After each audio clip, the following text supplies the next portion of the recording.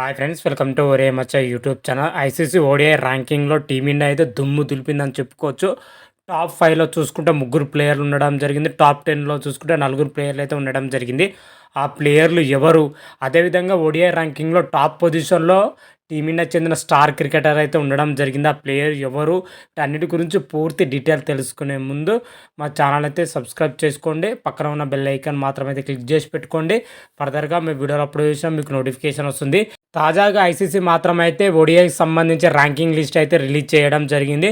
ఈ ర్యాంకింగ్ లిస్ట్లో చూసుకుంటే మన టీమిండియా ప్లేయర్స్ మాత్రం అయితే దుమ్ము దులిపారని చెప్పుకోవచ్చు. టాప్ 5లో చూసుకుంటే ముగ్గురు ప్లేయర్ ఉండడం జరిగింది. టాప్ 10లో తీసుకుంటే నలుగురు ప్లేయర్లు అయితే ఉండడం జరిగింది. ముఖ్యంగా ఓడిఐ ర్యాంకింగ్లో టాప్ పొజిషన్లో వచ్చేసరికి టీమిండియా వైస్ కెప్టెన్గా ఉన్న ప్లేయర్ అయితే ఎంపిక అవడం జరిగింది.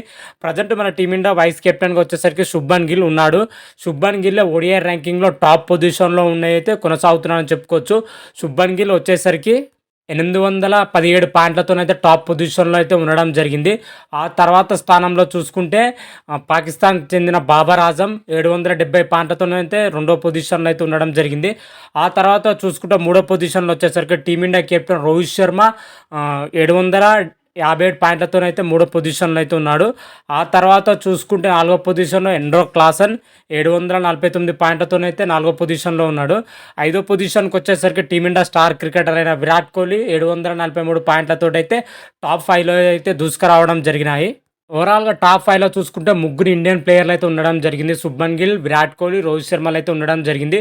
ఓడిఐ ర్యాంకింగ్లో మాత్రం అయితే టీమిండియా హవా అయితే కొనసాగుతుందని చెప్పుకోవచ్చు. సడన్గా వచ్చేసరికి రోహిత్ శర్మ అదేవిధంగా విరాట్ కోహ్లీ ర్యాంకింగ్ అయితే రేజింగ్ అవడానికి ఇటీవల ఛాంపియన్ ట్రోఫీలో కానీ అదేవిధంగా ఓడిఐ సిరీస్లో ఇలా అద్భుతమైన ప్రదర్శనతోనైతే ఓడిఐ ర్యాంకింగ్ అయితే దూసుకురావడం జరిగింది. టాప్ 6లో టాప్ 7లో ఉన్న విరాట్ కోహ్లీ వచ్చేసరికి టాప్ 5లోకి అయితే దూసుకురావడం జరిగింది రీసెంట్గా సెంచరీతో మాత్రం అయితే. అదేవిధంగా టాప్ 10లో చూసుకుంటే నలుగురు ప్లేయర్లు అయితే ఉండడం జరిగింది. టాప్ ప్లేయర్లో ముగ్గురుతో పాటు టాప్ 10లో వచ్చేసరికి ఇంకొక ప్లేయర్ శ్రేయస్ అయ్యర్ అయితే ఆడవడం జరిగింది. శ్రేయస్ అయ్యర్ వచ్చేసరికి 679 పాయింట్లతో అయితే 9వ స్థానంలో అయితే కొనసాగుతున్నారని చెప్పుకోవచ్చు. ఓవరాల్గా చూసుకుంటే టాప్ 5లో ముగ్గురు, టాప్ 10లో వచ్చేసరికి నలుగురు ప్లేయర్లు అయితే ఉండడం జరిగింది. ఓవరాల్గా ఓడిఐ ఫార్మాట్లో వచ్చేసరికి టీమిండియా మాత్రమైతే ర్యాంకింగ్లో దుమ్ము దులిపిందని కూడా చెప్పుకోవచ్చు. అదేవిధంగా బౌలింగ్ ర్యాంకింగ్లో చూసుకుంటే టాప్ పొజిషన్లో వచ్చేసరికి శ్రీలంక చెందిన మిస్టర్ తీక్షణ అయితే ఉండడం జరిగింది. 680 పాయింట్లతోటి అయితే అగ్రస్థానంలో అయితే కొనసాగుతున్నాడు.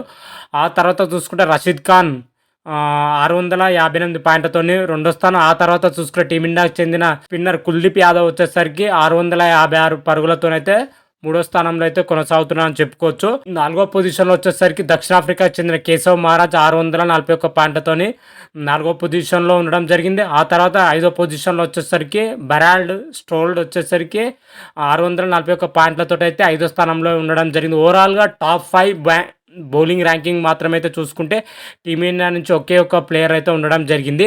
అది కుల్దీప్ యాదవ్ మాత్రమైతే. బౌలింగ్ డిపార్ట్మెంట్లో మన టీమిండియా మాత్రమైతే అనుకున్నంత ర్యాంకింగ్లు అయితే రాలేదు. మన మహమ్మద్ సిరాజ్ వచ్చేసరికి 12వ పొజిషన్కి అయితే పడిపోవడం జరిగింది. గతంలో చూసుకుంటే 10వ పొజిషన్లో ఉన్న మహమ్మద్ షమి రీసెంట్గా జరిగిన సిరీస్లో మహమ్మద్ షమి అనుకున్నంత స్థాయిలో రాణించకపోవడంతో అయితే 12వ స్థానానికి అయితే పడిపోవడం జరిగింది.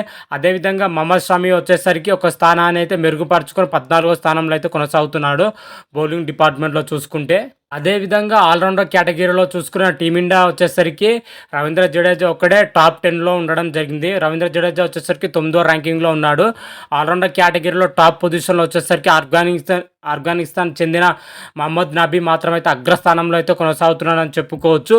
ఓవరాల్గా చూసుకుంటే టీమిండియా అయితే బ్యాటింగ్ ర్యాంకింగ్లో మాత్రమైతే నెక్స్ట్ లెవెల్లో దుమ్ము దులిపారు. కాకపోతే బౌలింగ్ ర్యాంకింగ్లో అనుకున్నంత స్థాయిలో ప్లేయర్లు అయితే రాణించలేకపోయారు.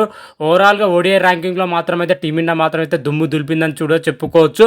మరి చూద్దాం రాబోయే సిరీస్లో వచ్చేసరికి టీమిండియా ప్రదర్శన ఎలా ఉంటుంది, ఏ విధంగా ఉంటుందని అయితే నెక్స్ట్ వీడియోలో క్లియర్ కట్గా అయితే ఎక్స్ప్లెయిన్ చేస్తాను. ఆ వీడియో కూడా చూసే ప్రయత్నం అయితే చేయండి.